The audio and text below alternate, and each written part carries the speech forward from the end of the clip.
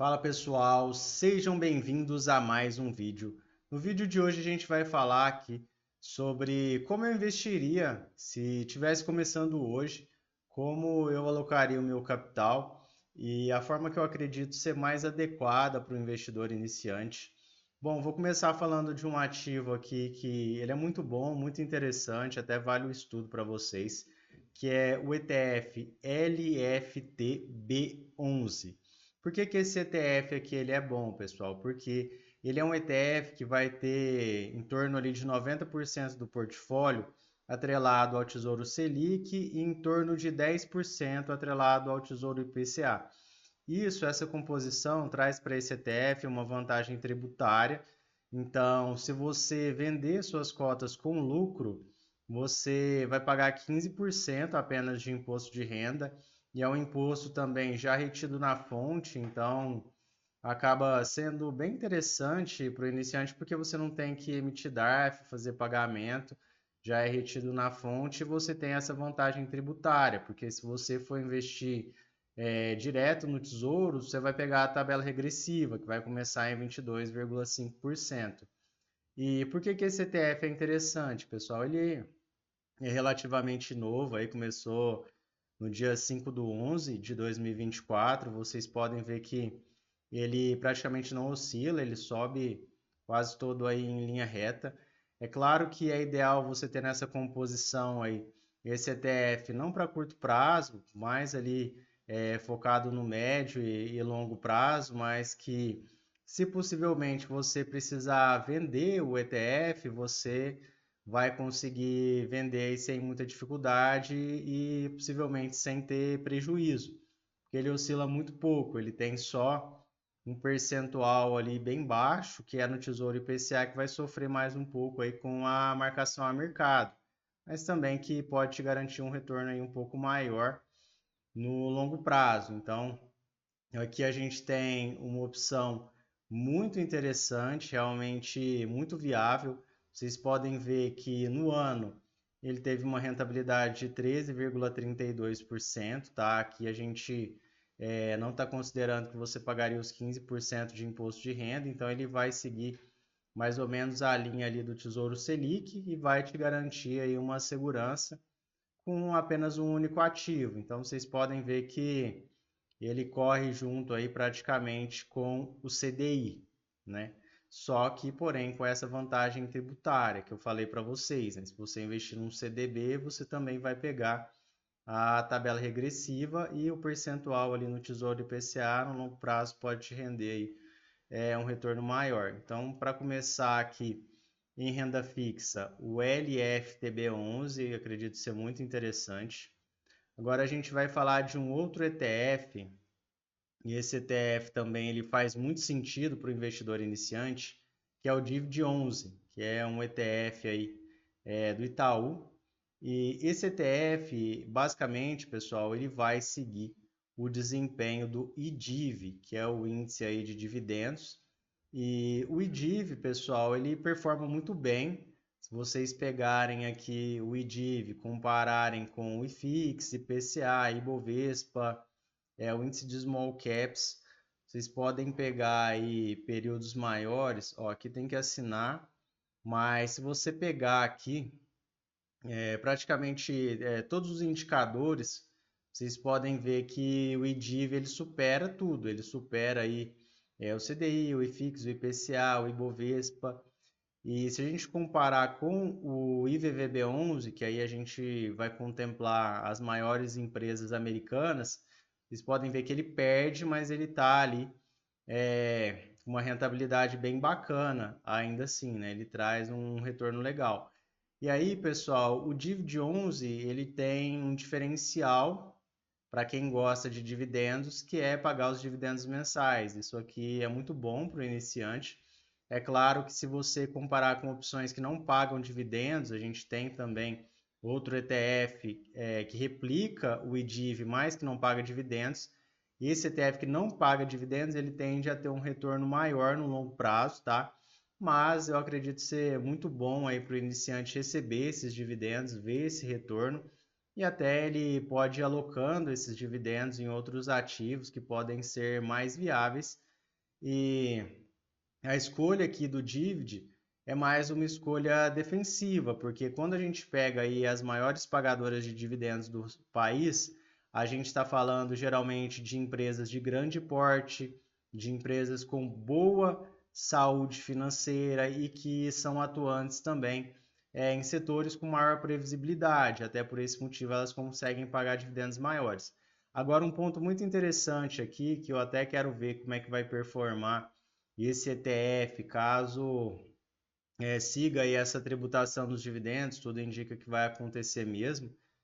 E a gente possivelmente vai ver aí uma alteração na composição do ETF, porque ele sempre vai priorizar no rebalanceamento as maiores pagadoras, e a gente pode ter aí no topo provavelmente as estatais, porque independente da tributação, o governo vai querer receber sua fatia ali de dividendos das principais empresas, né, que tem participação, e pode ser que as estatais elas comecem aí a ganhar grande parte aí da carteira do Divid 11. Não que isso seja ruim, mas vai ser bem interessante essa movimentação, independente aí se as empresas começarem a reduzir os pagamentos de dividendos, o Divid, obviamente, ele vai também reduzir se houver a redução das empresas, porque ele só repassa o que as empresas pagam, mas isso não vai impactar o retorno total do ETF.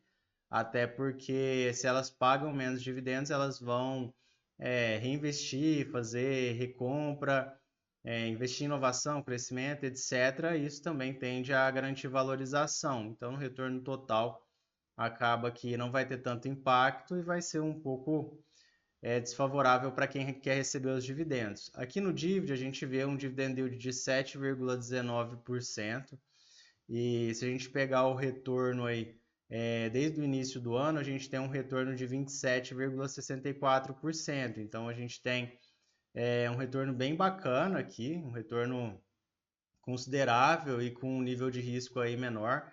O legal de você comprar os ETFs, pessoal, é que você compra uma cesta de ativos através de um único ativo. Então você dilui muito o risco. Aqui, se a gente voltar a falar até do LFTB11, pessoal, entra na mesma questão. Aqui ele compra vários títulos do Tesouro, você não precisa se preocupar com vencimento, com balanceamento. Você só mantém o ETF e ele vai seguir aí com a estratégia. E por último, que eu acho muito adequado aqui para a gente colocar numa carteira iniciante, é o IVVB11, onde a gente vai ter acesso aí ao desempenho das 500 maiores empresas negociadas nas principais bolsas americanas. E aqui, pessoal, é sempre bom você ter essa exposição nos Estados Unidos. Há um índice que replica aí o SP500, né, que são as principais empresas aí das bolsas americanas, porque, olha só, se a gente pega aí variação em 60 meses, 98,10%, é um retorno considerável. Se a gente pegar o retorno desde o início do ano, está 1,89%, mas vocês podem ver que tiveram momentos aí de queda forte, então quando estava na casa aí dos R$ 330, era uma boa oportunidade aí de compra. Se vocês pegarem aí também a cotação dos últimos 5 anos, vocês podem ver aí como performa a bolsa americana no geral, então você consegue se expor ao dólar, às principais empresas do mundo, porque hoje nas bolsas americanas estão concentradas não só as maiores empresas dos Estados Unidos, mas também as maiores empresas do mundo. A gente tem casos aí de empresas brasileiras indo para as bolsas americanas, então a gente tem Nubank, a gente tem XP e diversos outros exemplos, né? Então acaba sendo bem bacana. E se vocês compararem aí o desempenho do IVVB11, como eu mostrei para vocês aí no outro cenário, ele praticamente, na verdade, ele supera aí todos os principais índices, até por essa questão aí da moeda forte, do dólar. Então você ganha com a variação do dólar, você ganha com o crescimento global, né, que é o crescimento das empresas que estão dentro aí do ETF. E aí, pessoal, a composição da carteira seria bem simples aqui. Eu fiz uma simulação.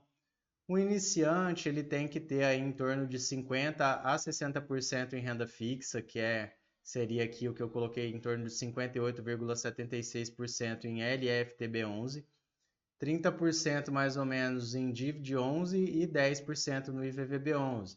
Por quê? Porque dessa forma aqui, pessoal, vocês compram também o que está mais em conta, o que está mais barato aí, que é a Bolsa Brasileira, que tende aí a performar melhor. A Bolsa Americana, a gente vê ela um pouco cara. É claro que isso não impede que ela continue valorizando, mas aí você pode ir fazendo o rebalanceamento quando surgirem maiores oportunidades aí no IVVB11. E como essa carteira aqui ela é focada no investidor iniciante, a ideia é que você comece a estudar mais, se aprofundar para você fazer o stock picking.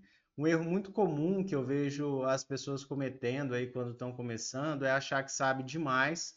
E eu falo por mim também, quando eu comecei a investir, eu imaginava que os bancos eram inquebráveis, eu tinha que comprar só banco, mas isso não é uma boa análise.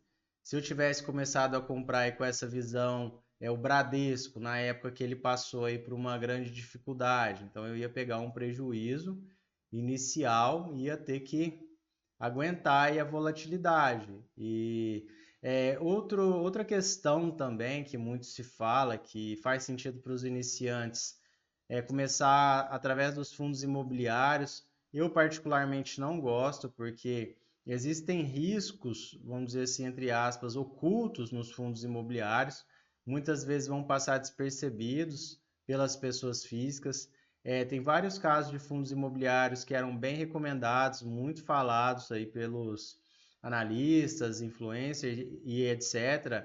A gente pode pegar até o caso do IRDM11, RECT11, que eram fundos que muitas vezes eu via como bem recomendados lá atrás e que tiveram quedas aí absurdas. Então, o iniciante ele acaba tendo esse risco maior de ter um prejuízo grande mesmo. E os ETFs, como você compra uma cesta de ativos através ali de um único ETF, acaba garantindo uma vantagem para o iniciante, que é minimizar bastante o risco.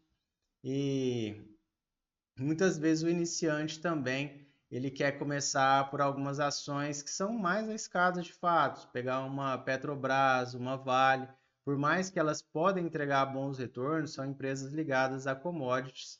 Então, essa aqui é uma estratégia mais adequada e até reforço com vocês, estudem sobre ETFs para começar. Acredito que não tem nada melhor. Vocês conseguem montar aí uma carteira bem estruturada e que possivelmente vai bater a grande maioria dos gestores no longo prazo. Essa composição aqui, pessoal, mesmo, deve bater aí mais de 90% aí dos gestores. Então, bom, o objetivo desse vídeo aqui não é recomendar compra ou venda de ativos, é apenas um vídeo educacional. Agradeço a todos vocês que ficaram até o final e até a próxima.